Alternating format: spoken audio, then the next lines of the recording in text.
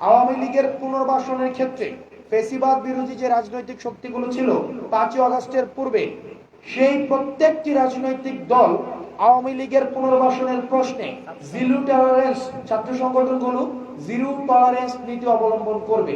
অর্থাৎ কোন ফরম্যাটেই আওয়ামী লীগকে পুনর্বাসিত হওয়ার সুযোগ দেওয়া হবে না। কোন ফর্মেই আওয়ামী লীগ পুনর্বাসিত হবে না, তারা যত চেষ্টাই করুক না কেন।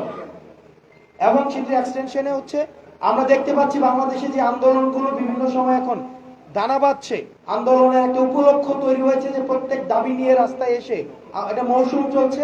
সেই মৌসুমে আমরা দেখছি যে আওয়ামী ফেসিবাদী যে শক্তিগুলো রয়েছে তাদের ব্যাপক ফাইন্যান্সিং রয়েছে এবং গত 16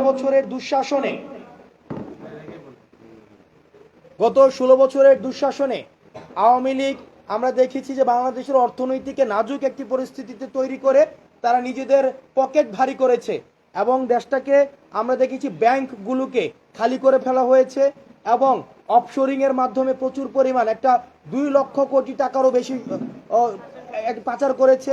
এবং আমরা দেখেছি যে জাস্ট একটা এমপির যে বিদেশে 360টার মতো বাড়ি ছিল। তো সেই জায়গা থেকে আমরা সিদ্ধান্ত পৌঁছেছি নীতিগতভাবে যে গত 3টা ইলেকশনে যারা নির্বাচিত হয়েছে আওয়ামী লীগ থেকে দ্রুততম সময়ের মধ্যে তাদের সম্পদ বাজেয়াপ্ত করতে হবে। কারণ তাদেরকে আমরা যদি ফিনান্সিয়ালি ক্রিপল না করা যায় আইনগতভাবে, তাহলে যে বিদেশে বসে তাদের যে ষড়যন্ত্রগুলো তারা করছে বাংলাদেশকে আবার পিছিয়ে নিয়ে আসার জন্য, সেই ষড়যন্ত্রগুলো অব্যাহত থাকবে। সেই জায়গা থেকে এই অন্তর্বর্তীকালীন সরকারকে সুস্পষ্ট এবং দৃশ্যমান পদক্ষেপ নিতে হবে। আমরা আজকে নিচ্ছি, কালকে নিচ্ছি, পদক্ষেপ নিচ্ছি, এই ধরনের বিষয় না। আমাদেরকে সুস্পষ্ট এবং দৃশ্যমান দ্রুততম সময়ের মধ্যে পদক্ষেপ নিতে হবে, যেটির মধ্য দিয়ে যারা নির্বাচিত হয়েছে আওয়ামী লীগ থেকে তাদের সম্পদকে বাজেয়াপ্ত করতে হবে। দ্বিতীয়ত যে বিষয়টি, সেটি আজকে আমরা নীতিগতভাবে একটি সিদ্ধান্তে পৌঁছেছি। সেটি হচ্ছে যে আমরা এই যে একটি সরকার নতুন এসেছে, কিন্তু এই সরকারটি কিন্তু আওয়ামী প্রশাসনিক কাঠামোর মধ্যে সে এসেছে। আমরা দেখেছি যে গণহারে রাজনৈতিক রেকমেন্ডেশনের ভিত্তিতে, আওয়ামী রাজনৈতিক রেকমেন্ডেশনের ভিত্তিতে সরকারে বিভিন্ন প্রশাসনে নিয়োগ দেওয়া হয়েছে।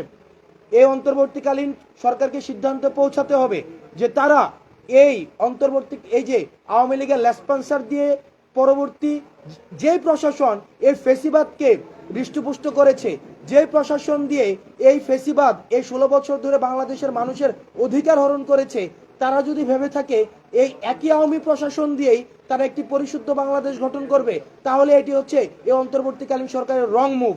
সুতরাং এই বাংলাদেশ নিয়ে মানুষ যে স্বপ্নটি দেখছে, সেই স্বপ্নটিকে বাস্তবায়ন করার জন্য এই অন্তর্বর্তীকালীন সরকার দ্রুততম সময়ের মধ্যে এই প্রশাসন থেকে আওয়ামী রাজনৈতিক রেকমেন্ডেশনে যারা নিযুক্ত হয়েছে তাদেরকে বাদ দিয়ে আবার এই প্রশাসনিক কাঠামো পরিশুদ্ধ করতে হবে। নচেত এই ধরনের যে এই প্রশাসনিক জটিলতা এবং সরকারের যে সংস্কার কার্যক্রমের জটিলতা, সেগুলো অব্যাহত থাকবে এবং সেগুলো আমাদের তরুণ প্রজন্ম তথা রাজনৈতিক সচেতন মানুষকে আশাহত করবে।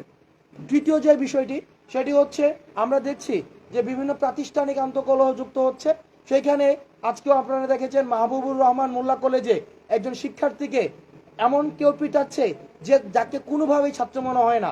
অর্থাৎ ছাত্র পরিচয়ে প্রত্যেকটি আন্দোলনে আমরা ইতিমধ্যে বিভিন্ন আপনার মিডিয়াতে এসেছে যে অটো রিক্সা চালকদের আন্দোলনে আমরা ছাত্রলীগের ইনভলভমেন্ট দেখেছি, যুবলীগের ইনভলভমেন্ট দেখেছি। তারা একটি উপলক্ষ খোঁজার মধ্য দিয়ে আমাদের মধ্যে কলহ সৃষ্টি করার মধ্য দিয়ে তারা পায়তারা করতে চায়।